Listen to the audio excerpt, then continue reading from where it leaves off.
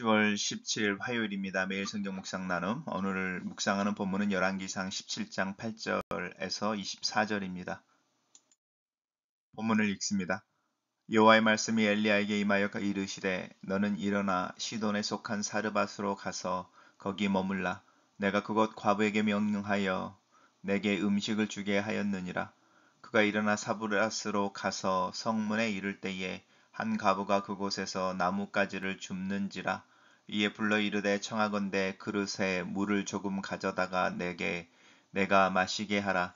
그가 가지러 갈 때에 엘리야가 그를 불러 이르되 청컨대 내 손에 떡 한 조각을 내게로 가져오라.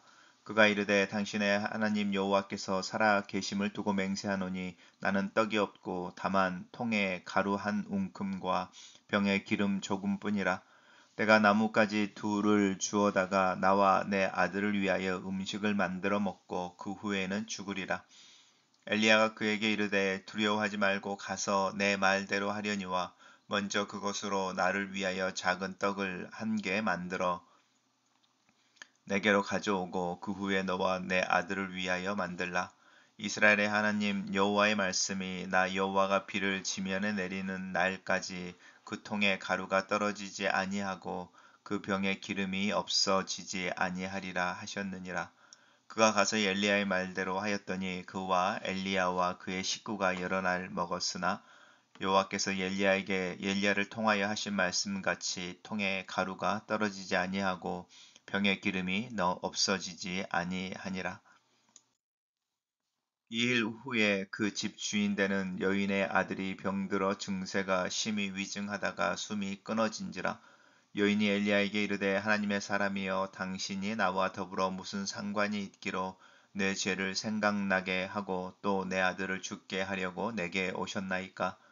엘리야가 그에게 그의 아들을 달라 하여 그를 그 여인의 품에서 받아 안고 자기가 거처하는 다락에 올라가서 자기 침상에 누이고 여호와께 부르짖어 이르되 내 주 하나님 여호와여 주께서 또 내가 우거하는 집 과부에게 재앙을 내리사 그 아들을 죽게 하셨나이까 하고 그 아이 위에 몸을 3번 펴서 엎드리고 여호와께 부르짖어 이르되 내 하나님 여호와여 원하건대 이 아이의 혼으로 그의 몸에 들어오게 하소서 하니 여호와께서 엘리야의 소리를 들으시고 그 아이의 혼이 몸으로 돌아오고 살아난지라.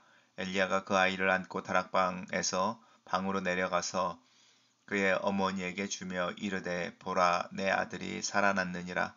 여인이 엘리야에게 이르되 내가 이제야 당신은 하나님의 사람이요 당신의 입에 있는 여호와의 말씀이 진실한 줄 아노라 하니라. 오늘 본문은 엘리야와 시돈 사르밧에 살고 있는 한 과부의 이야기입니다. 우리 어제 하나님께서 엘리야를 통하여 북이스라엘 아합 왕에게 가서 이 북이스라엘의 비와 이슬이 그칠 것에 대해 극심한 가뭄에 대한 경고였습니다. 왜냐하면 아합이 시돈 출신의 이사벨과 결혼하여 이사벨이 가지고 온 바알과 아스랏과 이런 우상 숭배를 통하여 온 이스라엘을 북왕국 이스라엘을 우상 숭배에 빠지게 한 상황 속에서 하나님께서 엘리야를 통하여 경고하시는 말씀이었습니다. 그리고 이제 엘리야가 그릇 시냇가에 숨어 있을 때에 이제 그 가뭄이 일어나므로 그 시냇가 또한 마르게 되는 것이죠. 거기서 하나님이 까마귀를 통해서 음식을 제공해 주셨지만 시간이 지나고 자신이 하나님의 이름으로 예언했던 그 예언이 성취되어지면서 엘리야가 있던 곳에서도 이제 물이나 음식을 구하기가 어려워진 상황에 하나님께서 엘리야에게 시돈에 있는 사르밧이라는 곳으로 가게 합니다. 하나님께서 이제 이야기하시는 부분이 흥미로운 것이죠. 북이스라엘의 지향의 근원이라고 지적된 이 아합 왕의 부인인 이사벨이 바로 이 시돈 사람입니다. 시돈과 우리가 말하는 이제 두로라고 하는 것이 블레셋이라는 지역의 핵심 도시입니다. 블레셋이라는 민족은 5개의 부족 국가로 이루어져 있었고 그 각 부족들이 이제 부족들의 핵심 도시가 나오는데 그 대표적인 도시가 시돈과 두로입니다. 이 시돈이라고 하는 곳에 가서 한 과부의 집에 거하게 합니다. 그러면 그곳에서 음식을 먹고 네가 이제 생존할 수 있을 것이다. 이렇게 이야기하는 부분입니다. 엘리야가 이제 자기가 있던 시냇가를 떠나서 사르밧이라는 곳으로 가서 성문에 들어갈 때에 한 과부를 만나게 되는 거죠. 근데 그 과부가 나무 가지를 줍고 있었습니다. 어, 엘리야가 그 과부에게 이제 가서 물을 조금 가져다 마시게 하라 이렇게 이야기한 물을 좀 달라라고 이야기하는데요. 이 물을 가지러 가는 거죠, 과부가. 과부가 나중에 이제 형편을 보면 먹을 것이 이제 맨 마지막에 뭐 한 끼의 밥을 만들어 빵을 만들어 먹을 만큼의 양식밖에 없어서 이제 그것을 먹고 죽으리라 이렇게 이야기하는 부분입니다. 이 말은 시돈에도 가뭄이 동일하게 아마 가뭄이 일어나지 않았을까 우리 생각해 볼 수 있습니다. 왜냐하면 나 여호와가 비를 지면에 내리는 날까지 그 통에 가루가 떨어지지 아니한다 이렇게 말하는 걸 보면은 단순히 북이스라엘에 국한되어진 기근이라기보다는 그 갈릴리 지역과 또 그 주변에 있는 모든 지역에 동일하게 가뭄이 일어난 것 같습니다.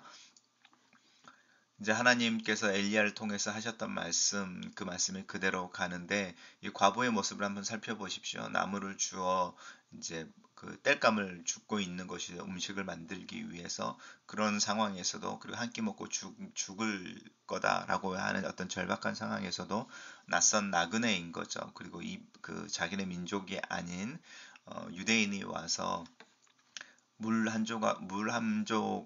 좀 조금 가져다가 마시게 하라라고 할 때 그것에 대해서 이 여인이 호의를 베푸는 거죠. 이렇게 여유가 없고 또 내일 죽음을 생각하고 있는 오늘인데 낯선 사람에게 처음 보는 사람에게 물을 준다라고 하는 것. 우리는 지금이야 뭐 물병도 있고 물을 구하기가 되게 쉽지만 그 당시는 물이라고 하는 것은 굉장히 귀했었고 더구나 지금 가뭄이라고 하는 상황 속에서 물은 더 귀한 것이고 또 이런 나그네에게 물을 구할 때에 집에 가서 물을 가져다 줄 수도 있지만 동네에 우물이 근처에 있다면 가서 직접 수고를 해야 되는 거죠. 두레박을 우물에 떨어뜨려서 끌어올려서 물을 이제 받아야 되고 이제 여러 가지 수고가 있는데 그러니까 단순히 물 한 모금을 주는 게 아닌 거죠. 이게 이제 수고라고 하는 부분입니다. 호의를 베풀 줄 아는 여인인 것이죠. 우리 옛날에는 시골에 가면 이런 과부들이나 또 할머니들이나 또 나이 드신 분들이 많이 있었고 그 인심의 후함이라고 하는 것이 그 마을의 자랑이던 때가 있었습니다. 그런 모습으로 호의를 베푸는 것이죠. 물을 가져다 달라는 말에 이제 전혀 꺼리낌 없이 그 대접을 하려고 하는 그 과부를 보면서 어쩌면 엘리야는 이 여인이 하나님이 내게 말씀하신 여인이다 이렇게 생각을 했던 것 같습니다. 그래서 올 때에 떡 한 조각도 내게 가져다 달라 이렇게 말하죠. 그때 이 여인이 굉장히 정직한 여인 같습니다. 자기의 형편에 대해서 이야기하는 거죠. 떡이 없다. 나는 가루만 있고 병에 기름 조금 있어서 지금 나뭇가지를 모으는 이유가 나와 내 아들인 거죠. 과부니까 음식을 만들어 먹고 그 이제 죽으려고 하는 것이다. 이렇게 이야기합니다. 엘리야가 이야기하기를 네 맘대로 해라 이렇게 말하면서 먼저 남은 것으로 작은 떡 한 개를 만들어 와서 나에게 먹게 해라. 아마 먼 길을 걸어왔으니까 특별히 이 엘리야는 이 먹는 것에 대해서 또 배고픔에 대해서 굉장히 민감했던 사람일지도 모르겠습니다. 왜냐하면 엘리야 이야기를 하면서 이렇게 먹는 이야기들이 계속 나오고 있기 때문입니다.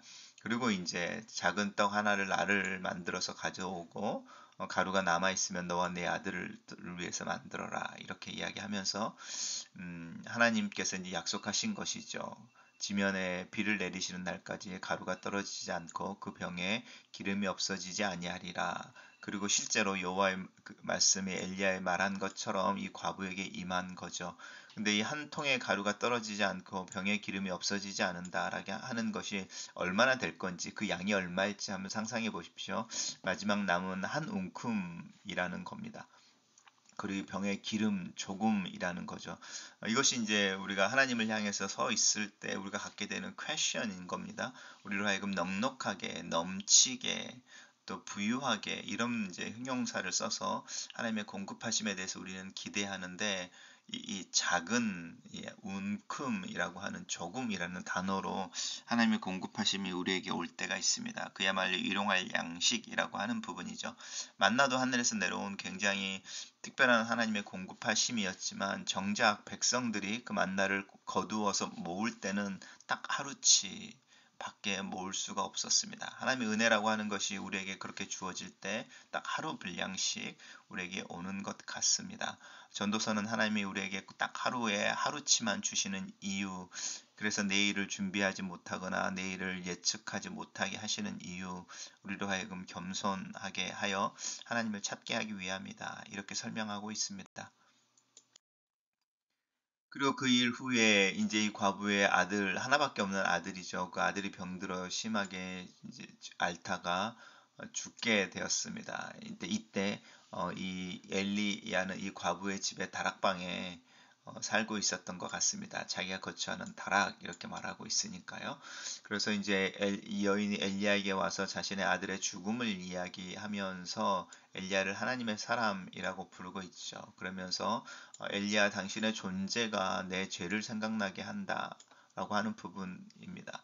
내 죄를 생각나게 한다라고 하는 것은 당신의 이 우리와 함께 있는 것을 통해서 또 당신을 만날 때마다 내가 하나님을 의식하게 된다 이런 뜻이기도 하죠. 더구나 매일같이 이 빵을 만들어 먹을 만한 가루가 떨어지지 않고 또 기름이 떨어지지 않는 양과 상관없이 그 기적의 하루하루 상황 속에서 자연스럽게 이 여인은 자신이 섬기고 있던 바알, 자기 민족들의 종교나 우상 숭배의 모습이 아니라 엘리야를 통해서 드러나는 하나님이었겠죠. 그리고 하나님을 생각할 때마다 자신의 삶이 하나님과 얼마나 괴리가 있는지 그런 부분을 느끼고 또 괴로워했을 것 같습니다. 그런 중에 아들이 죽게 되어졌다라고 하니까 그것은 하나님의 당시 자신을 위한 징계로 받아들이는 것이 어쩌면 자연스러운 귀결, 논리적인 귀결일지도 모르겠습니다.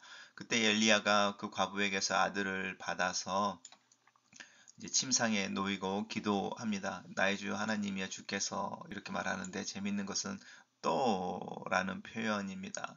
우구하는 집에 재앙을 내리사 이 또라는 말 속에 하나님이 자신을 시켜서 이스라엘에게 가뭄에 대한 예언을 했지만 그 가뭄이 성취에 대한 예언이 성취되어졌을 때에 자신도 고난을 받고 있는 부분입니다.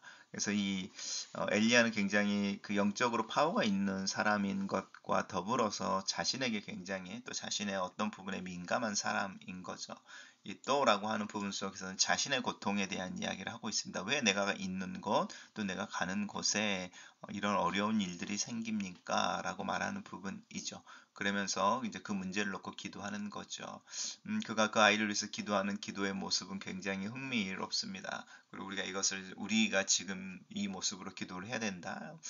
그렇게 이야기하고 싶지는 않습니다. 그렇지만은 엘리야가 자기를 먹이고 대접했던 과부의 아들을 위해 죽은 아들이죠. 기도하는 모습은 굉장히 흥미롭습니다. 세 번을 펴서 엎드리고 이렇게 아이 위에 죽은 아이 몸 위에 자신의 몸을 덮는 거죠. 그리고 여호와께 부르짖어 기도합니다. 분명한 것은 엘리야의 기도는 항상 통성 기도였을 것 같습니다. 또 엘리야의 모습은 자기가 먹고 마시는 문제에 굉장히 민감해하는 모습, 그 모습은 특별히 한국 기독교와도 많이 닮아 있는 부분입니다. 그리고 구체적으로 그 아이의 혼이 그의 몸속으로 돌아오게 해 주시기를 기도합니다. 그리고 하나님께서 엘리야의 소리를 들으십니다. 그리고 그 아이를 살려주시는 거죠. 그리고 이제 그 살아난 아들을 품에 안은 어머니 이제 그 과부가 이야기하는 거죠. 이제야 당신은 하나님의 사람이요 당신의 입에 있는 여호와의 말씀이 진실한 줄 아노라라고 고백합니다. 이 하나님이 누구인지를 드러내시는 것, 특별히 이스라엘을 우상숭배를 끌고 왔던 이사벨의 고향에서 하나님은 드러나 있고 하나님은 그렇게 자신의 살아계심을 나타내는데 정작 하나님의 살아계심의 증거로 자신들에게 주어진 그 땅에 살고 있는 하나님의 백성들은 그것을 알지 못합니다. 단락을 요약해 보겠습니다. 여호와께서 엘리야를 시돈 땅 사브랏으로 옮기셔서 그곳에서 과부의 음식을 공급받게 하시고 엘리야를 통해 그 죽은 과부의 아들을 소생시켜 주신다. 이렇게 요약했습니다. 밀성경 교재의 묵상 나눔입니다. 하나님은 바알 숭배의 주동자인 이세벨의 고향인 시돈의 사르밧으로 엘리야를 보내십니다. 사람들은 바알 신앙의 심장부인 시돈만큼은 하나님이 내리신 가뭄의 영향력이 미치지 못할 거라고 생각했을지 모릅니다. 하지만 시돈 역시 죽음의 땅이 되었고 이제 하나님만이 그 땅에 생명을 주실 수 있음을 보이려 하십니다. 하나님께서 엘리야를 말라버린 그릿 시냇가를 떠나 보내신 곳은 식량이 바닥난 과부의 집이었습니다. 과부에게 준비시켰다 하신 음식은 굶어 죽기 직전에 아들과 마지막으로 나눠 먹을 작은 한 끼 식사입니다. 하나님의 살아계심을 고백하지만 살리시는 하나님을 경험하지 못한 과부에게 엘리야를 통해 믿음을 선물하십니다. 마지막 남은 양식을 다 먹으면 죽는 것밖에는 다른 대책이 없다고 탄식하는 여인에게 작은 떡 하나라는 것을 것으로 하나님의 선지자를 섬길 것을 요구하십니다. 야박하고 매정하게 들릴지 모르지만 목숨을 걸고 하나님을 신뢰하라는 요구이기도 합니다. 살고 죽는 것이 그 떡에 달린 것이 아니라 하나님께 달려 있음을 인정하라는 도전이기도 합니다. 사람은 양식이 없을 때만 아니라 살아계신 하나님을 인정하지 않을 때 죽게 되기 때문입니다. 이방 여인의 믿음의 강력한 한 걸음을 내딛자 기근으로 죽어가는 발의 땅에 곡식가루와 기름이 떨어지지 않도록 하나님께서 공급해 주십니다. 자식과 자신의 목숨을 걸고 하나님을 신뢰한 과부의 믿음을 보시고 그가 내놓은 작은 떡에 비교할 수 없는 은혜를 또 공급하심을 크게 갚아 주십니다. 크신 하나님께서 내게 요구하시는 작은 믿음은 무엇입니까? 아들의 죽음을 엘리야의 방문과 자신의 죄와 연관시키는 것은 사르밧 과부가 이 모든 일이 하나님의 통제 안에 있음을 인식하고 있음을 의미합니다. 엘리야는 한 걸음 더 나아가 그 하나님이 아들을 살리실 수 있고 또 그 아들을 위해 3번이나 아이와 몸을 포기하며 간절히 기도하여 삶과 죽음을 통제하시는 하나님의 능력이 과부의 세계로 흘러오는 통로가 됩니다. 상황을 하나님의 일로 해석하는 것만으로는 부족합니다. 기도로 하나님의 일에 동참해야 합니다. 글로 쓰는 기도입니다. 살아계신 하나님, 세상의 차가운 바람 앞에 섭니다. 시절의 변화 앞에 내 마음이 복잡해집니다. 상황과 미래의 불확실성 앞에서 마음의 두려움이 일어나 가득 채웁니다. 내 능력의 한계를 인지합니다.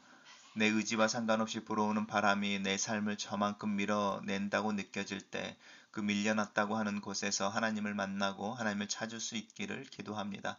하나님께서 내 삶의 주관자이심을 고백하는 기도로 또 기회로 삼기를 믿음으로 기도합니다. 다 이해할 수 없어서 하나님을 더 신뢰합니다.